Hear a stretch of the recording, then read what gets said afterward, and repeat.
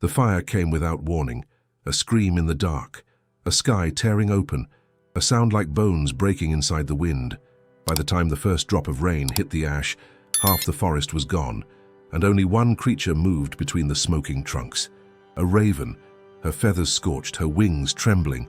From a distance, a young woman named Clara ran toward the glow, calling out for anyone who might still be alive. Her voice cracked, but it carried something the bird had never heard before, not fear but mercy. When Clara found the raven tangled in roots and soot, she wrapped it in her own coat, whispering a single word again and again, "Stay." That word burned deeper than the fire ever did. Years later, long after the forest had healed and Clara's house had fallen silent, a man came to restore what was left. He was hired to rebuild the property, a cabin swallowed by ivy and time. On his first night there, as rain drummed on the roof, he heard it. A voice from the trees, low, rhythmic, almost human. It spoke one word, the same word Clara had said that night, but this time it was followed by her name. "Stay, Clara." The man froze. No one had spoken that name in years. What the storm spared had learned to remember, and now, something that should not have memory had come back looking for it. It began as a story the locals whispered, a bird that spoke like a ghost, a house that lit itself in the rain, a woman who never left even after the fire took her name. But behind every legend lies a truth shaped by love and loss, by the stubborn will of things that refuse to be forgotten.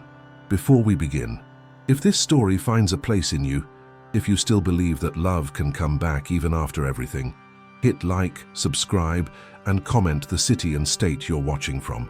That's how I know where these stories are finding their way. Clara had been a volunteer firefighter before the accident. After the blaze of 1987, she disappeared from town, leaving behind only the blackened remains of her home and a rumor that she'd been seen talking to the trees. They said she'd saved a bird that night, a raven with eyes the color of moonlit oil. When the bird vanished, so did she. Some said it was grief, others guilt. But when the forest began to echo with her name again years later, the line between death and devotion blurred.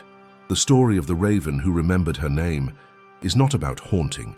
It's about what survives when memory burns, the voice that calls even when the body is gone, and the wild, quiet promise that love, once spoken, never truly dies. The first time Clara saw the raven, it was already too late to save anything else. Flames crawled up the pines, like tongues tasting old sins. She'd been fighting wildfires for months, but that night was different. The wind moved like it wanted revenge. The sound of cracking branches was almost human, desperate, begging. Clara stumbled through the smoke until she saw it. A dark shape caught between two fallen logs, feathers turned to cinders, eyes open and unblinking. She should have kept moving, but something in those eyes, that terrible, lucid calm, made her stop. She threw her coat over the bird, cradled it close and ran until the forest stopped screaming. When she reached the edge of the clearing, the raven twitched, its beak opening soundlessly, like trying to mimic her breath. Clara pressed her forehead against its chest and whispered, "Stay." The next morning the fire was declared dead, but that word stayed alive. When the flames were gone, silence took their place, the kind that hums in the bones and makes every heartbeat sound like a memory. Clara stayed near the ruins for days, refusing to leave the raven's side. She fed it from her hand, tiny drops of water mixed with ash, until the bird's trembling eased. Its feathers never grew back the same. Patches of silver shone where black once was, as if the fire had left pieces of light behind.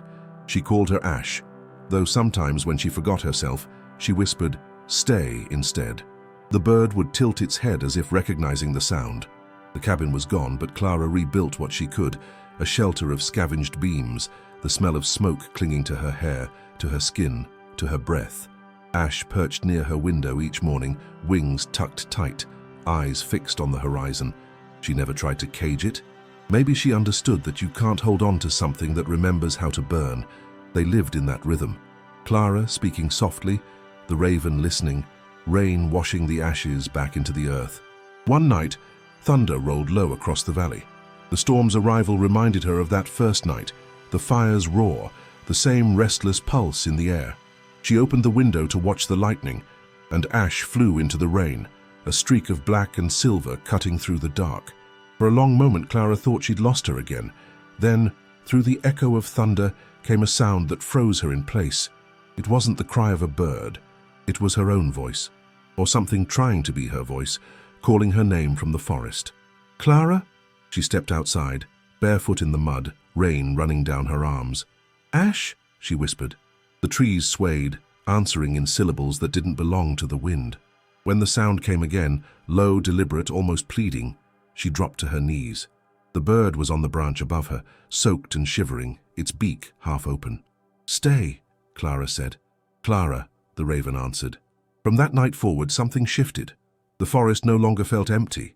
Every echo, every rustle of leaves seemed to carry intention. Neighbors began to talk about the woman who taught a bird her name, about voices that spoke when the rain fell hardest.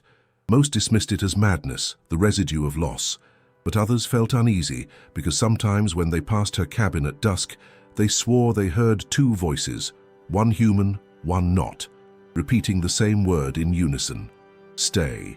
The years that followed blurred together.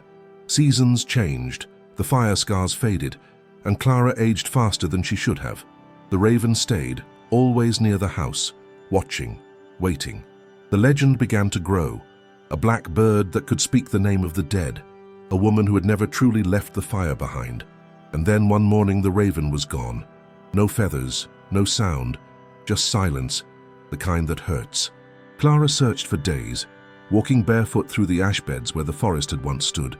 When she finally gave up, she sat on the threshold of the cabin, whispering the same word she had spoken that first night.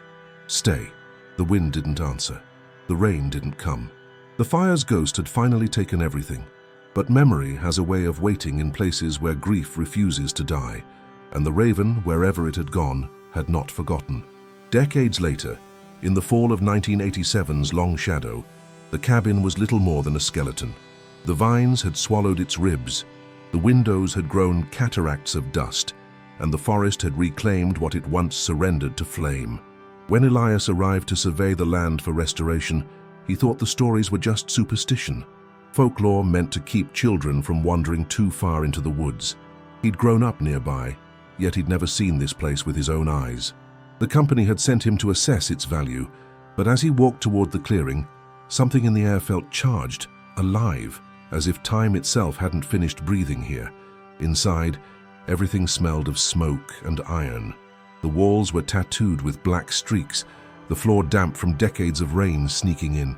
On the mantel lay a single object that hadn't rotted, a small, half-burned diary, its cover warped but still legible. The name etched into it stopped him cold. Clara Whitlock. He brushed the ash from the page, revealing faint handwriting, short entries looping script, words repeating, stay, stay, stay. Outside, a shape moved through the trees. Elias caught the motion in the corner of his eye, something dark gliding against the grey. He stepped closer, heartbeat quickening. Hello?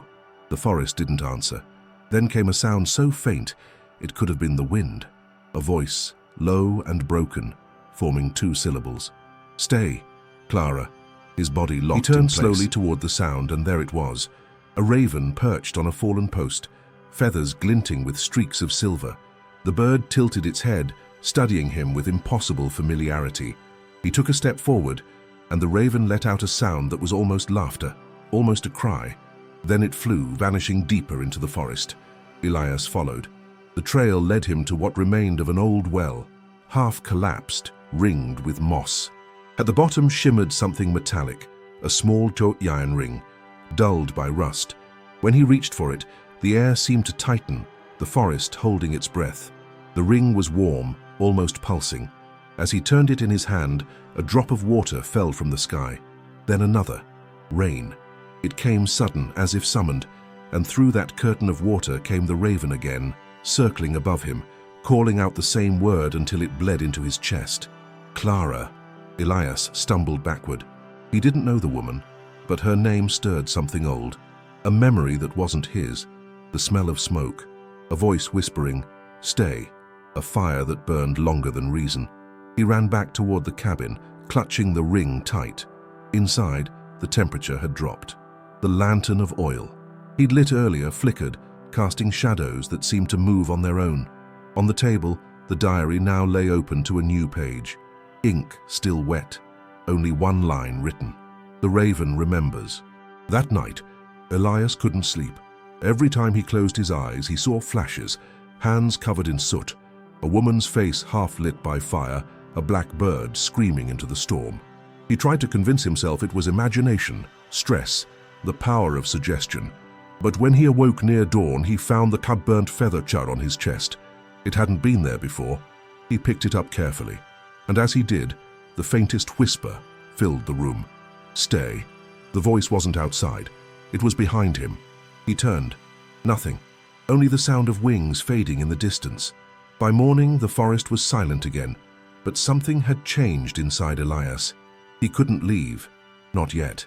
He felt drawn to the story like gravity, pulled toward a truth he didn't understand. Maybe he believed in ghosts now. Maybe he just didn't want to admit that the dead sometimes find ways to speak through the living. And somewhere among the trees, the raven waited, patient, remembering. Elias stayed. He told himself it was for work, that he needed to finish cataloging the site, but every night he found a new reason not to leave. The air itself seemed to ask him to listen. The cabin creaked like it still remembered footsteps, and each gust of wind pushed the same word through the cracks: stay. He began restoring what he could, fixing beams, clearing ivy, sweeping away decades of soot. But with every sweep of his broom, he uncovered more than dust. He uncovered traces of her. Behind a loose plank in the wall, he found an old pocket watch, stopped at the hour the fire began. Its glass was cracked, but the engraving on the back was still clear. CW, for when time forgets. He turned the window out of instinct. The hands trembled, then held still as if the watch had tried to remember how to move. That night, the raven returned. It perched on the window, tapping its beak against the glass in slow rhythm. 3 taps, pause, 3 taps again. Morse code for a name. Elias opened the window. "Clara?" he asked without thinking. The bird tilted its head, and for the first time, he saw its reflection in the pane. Not a bird at all, but a faint image of a woman standing behind him, eyes full of firelight. When he turned, the room was empty. Only the diary lay open on the table, its pages fluttering as if caught in a quiet storm. He read the new words scrawled across the paper. The fire never left. It just learned to whisper. Sleep came to Elias in fragments. He dreamed of smoke winding through trees, of a voice teaching a raven to speak. He woke to rain, always rain. Once, when lightning struck nearby, the whole room flashed white, and for the briefest instant, he saw her shadow sitting by the door, her hand reaching out to the spot where the raven perched. He whispered, "I'll stay," before realizing he had said it aloud.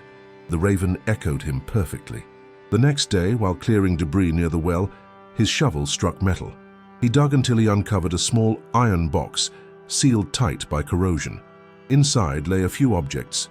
The iring saw, a piece of charred cloth that might have been a sleeve, and a photograph, blurred by water but unmistakably of a woman holding a bird on her arm. Clara smiling. On the back, written in faded ink, "For when the storm forgets our names." He sat there for hours, the box in his lap, rain soaking through his shirt. Something inside him shifted. The story was no longer legend. It was inheritance. That night, the raven didn't come to the window. Instead, Elias heard it inside. Wings brushing wood, the faint sound of claws on the table. The oiled lantern burned lower than before, light trembling like breath. "You remember her," he said softly. "You never forgot." A single feather drifted down, landing on the open diary. The ink beneath it began to blur, forming a new word in the spreading black.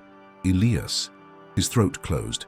The raven spoke next, clear and broken all at once. "Stay. Clara. Home." The air thickened with something unspeakable, sorrow made solid. For the first time, Elias understood what the bird had been waiting for. Not rain, not fire, a name, a home. Memory needed someone to answer back. He took the ring, the watch, the diary, and laid them together on the table. Then he opened the window wide. The rain poured in, washing over everything. The raven stepped closer, and Elias reached out his hand. "You can rest now," he whispered. But the raven only bowed its head, pressing its beak to his palm. And in that moment, he heard both voices, the bird's and hers, speaking through the same breath. Stay. Then it was gone. When morning came, the forest was still, the cabin dry, the diary closed. Elias thought it was over, until he looked at the clock. The pocket watch ticked once, then stopped again, at a new time, the exact hour he had said he would stay. The days after that night blurred together, as if time itself refused to step forward. Elias kept working. Though he no longer cared about restoration, each movement felt guided by something unseen, sweeping, mending, arranging objects the way memory might arrange dreams. He repaired the roof, scrubbed the soot from the floorboards, and hung the old oil lantern us above the door again. Every evening when dusk came crawling through the trees, the forest began to hum, not with sound but with awareness, like the air was waiting for someone to speak first. He began talking to her, at first in whispers, half embarrassed, then freely, as if conversation were a form of prayer. You wanted someone to remember, he said one night, so I will. His voice shook, not from fear but from a strange tenderness, the kind born from realizing you are not alone, even in silence. He set the diary back on the table and placed the Mayan ring over it like a seal. The raven was gone again, and the absence cut deeper than any sound, but he could still feel it, hovering beyond sight. The rain returned after 7 nights. It came heavy and cold, washing through the forest until the air smelled of metal and ghosts. Elias stepped outside and let it drench him. He thought of Clara, of what it meant to carry another being through fire, to teach a word powerful enough to outlive death. He whispered into the storm, "You stayed. I'm here." The thunder answered with a low roll that felt almost like approval. Then he saw movement near the tree line, a glimmer of silver, a pulse of black. The raven descended slowly, its wings heavy but graceful, like a curtain closing over a final act. It landed near him, close enough that he could see the faint scar along its neck where the feathers had never regrown. He knelt, holding out his hand. "You remembered," he murmured. The raven looked up, rain gliding off its feathers, and said it again, that word that no longer belonged to either of them. "Stay." But this time it wasn't an order, it was a farewell. Elias followed as the bird turned toward the trees. Each step drew him deeper into the forest, to the clearing where the Owell waited, the same one where he had found the ring. The ground there was soft from the rain, the soil breathing. The raven perched at the edge, watching him, eyes bright as molten glass. He looked down and saw his reflection ripple in the water, but it wasn't his alone. A woman's face shimmered beside his, calm, half smiling. "Clara," he whispered, "you're still here." The raven nodded once, then released a sound that wasn't quite a cry or a song, but something between them, something like release. It spread its wings, turned toward the sky, and flew straight into the storm until it became part of it, a shadow dissolving into gray. When Elias returned to the cabin, everything was different. The air no longer felt heavy. The diary lay open on the table, its last page now dry. Only one new line had been written, perfectly steady. She remembered. Siva's pocket watch. On the mantel ticked once, then again, slow, steady, alive. For the first time in decades, the clock inside the house kept time. He stayed just as she had asked, not out of fear, but devotion. He kept the cabin standing, tended the forest, listened to the rain. And every now and then, when the wind came from the east, he'd hear it again, faint, carried through leaves and distance, a voice calling his name as if memory itself was singing, "Elias." He'd smile and answer softly, "Stay." Years later, hikers found the cabin still standing, wildflowers climbing its walls. Inside, they discovered a table untouched by time, a lantern, a diary, and a single silver-tipped feather resting across the page. They said when the wind blew, the feather would tremble, as if remembering the sound of its own name. No one knew who Elias was, or why he had stayed so long. But every storm that passed over Salem carried the same refrain through the trees, the echo of a woman's name, and a raven who refused to let it die. Epilogue: the echo that learned to love. The fire that began with destruction ended in remembrance. Clara's mercy had saved a life. That life had saved her memory. Elias's silence became her language, his patience, her peace. Somewhere between ashes and rain, between word and echo, they built what every soul longs for, a way to never be forgotten. And when storms return to that forest, travelers sometimes swear they see two shadows in the lightning, one human, one winged, walking side by side beneath the rain. There are stories that fade like smoke, and others that stay, lodged in the quiet corners of a place, breathing through anyone who dares to listen. The tale of the raven who remembered her name was never about death or miracles. It was about the simple act of remembrance, the defiance of forgetting, the courage to speak a name when the world has gone silent. Clara gave her mercy to the fire, the raven gave her memory back to the living, and Elias, the last witness, gave that memory a home. When people in Salem talk about the storm that speaks, they still lower their voices, as if afraid to disturb something sacred. They say that during the hardest rain, a single lantern glows in the window of the old cabin. Sometimes a black shape circles above it, wings glinting like wet stone. And if you're quiet enough, if you listen between the cracks of thunder, you might hear a word rising from the trees, one word that has outlived both fire and time. Stay. It is not a command, nor a plea. It's a reminder that love, once spoken, doesn't disappear. It hides in feathers, in ash, in pages that refuse to burn. It waits for someone to answer back. So when the storm passes and the world feels empty again, remember them.